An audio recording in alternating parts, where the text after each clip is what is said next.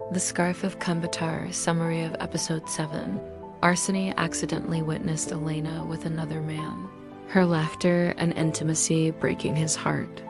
The world he had constructed of stolen glances and secret love collapsed in an instant. Though the scarf remained, it could not shield him from the truth.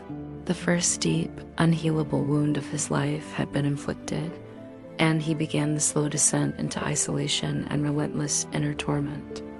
This is the true story of one of our viewers' family members. Episode 8, Silence After the Storm. Silence is not the absence of sound. Sometimes it is a presence heavier than the mountains themselves. Arseny discovered this truth in the days and nights following what he could only call the accident of truth. He walked through the village as though moving underwater. Every familiar path seemed alien.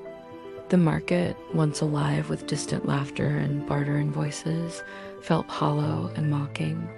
The sheep, which had been companions and mirrors of his solitude, now seemed to graze on a world he could no longer belong to. At home, he withdrew. He spoke to no one except the scarf pressed against his chest, against his lips, against the hollow where his heart had once trusted so fully.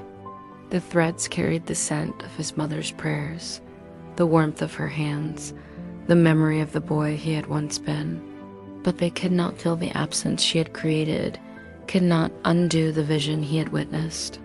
At night, he lay awake for hours, listening to the wind scrape against the mountains, the creak of the roof, the distant barking of dogs. His thoughts circled endlessly, her laughter, the tilt of her head, the lightness of her voice in the hands of another. He recalled the words she had spoken, the promises that had seemed eternal, and compared them to what he had seen. "Why did you deceive me?" he whispered into the scarf. Was any of it true?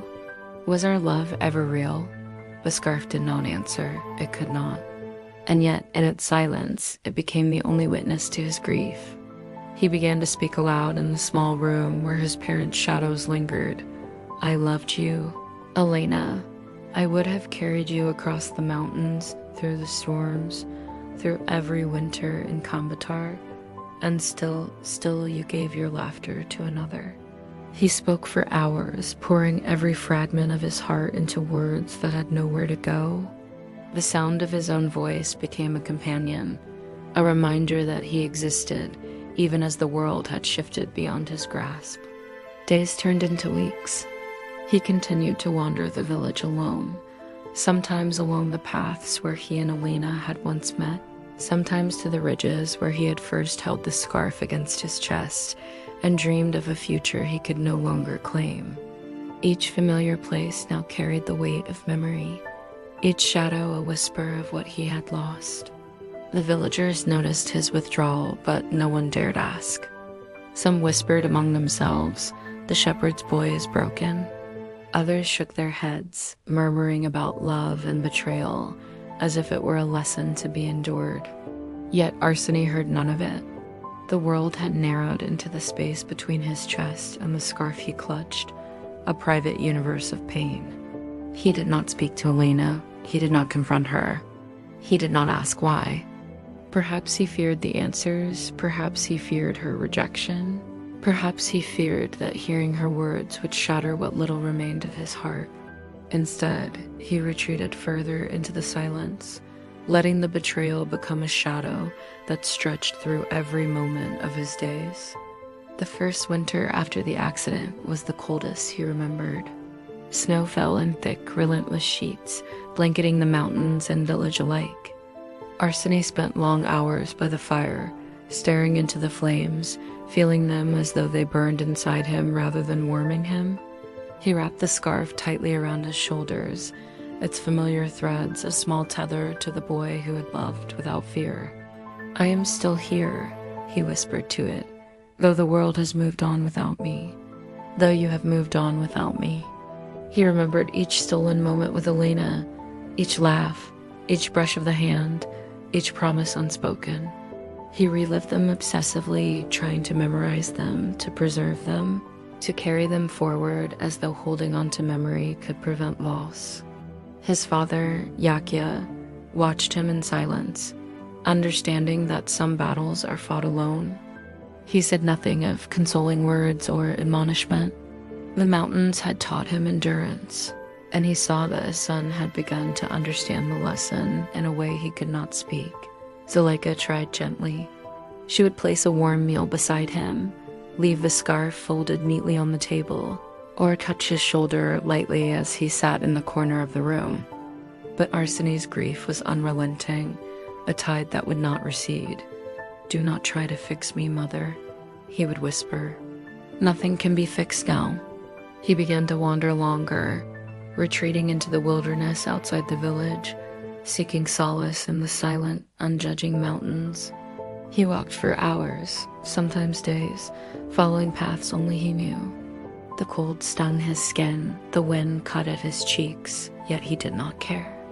Each step was a prayer, each breath a confession of love lost, of innocence shattered, of a heart exposed and bleeding.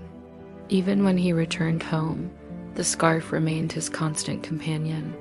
He pressed it to his face and inhaled its scent as though it could restore what he had lost, as though its threads carried not only the warmth of his mother's hands, but the essence of what he had loved most in the world.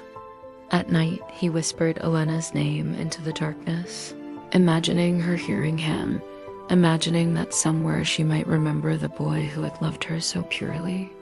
"Elena, do you know what you have done? Do you know what you have taken?" He would fall asleep clutching the scarf, only to awaken and feel the emptiness once again. Each morning brought the same ache, each sunrise a reminder that the world had not stopped for his grief, that life continued without regard for his heartache. Over time, Arseny's words turned inward. The monologues became silent, carried only in the corners of his mind.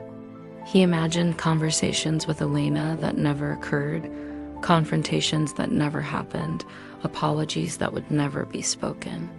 He scolded himself for loving her, for trusting her, for hoping, and yet he could not stop.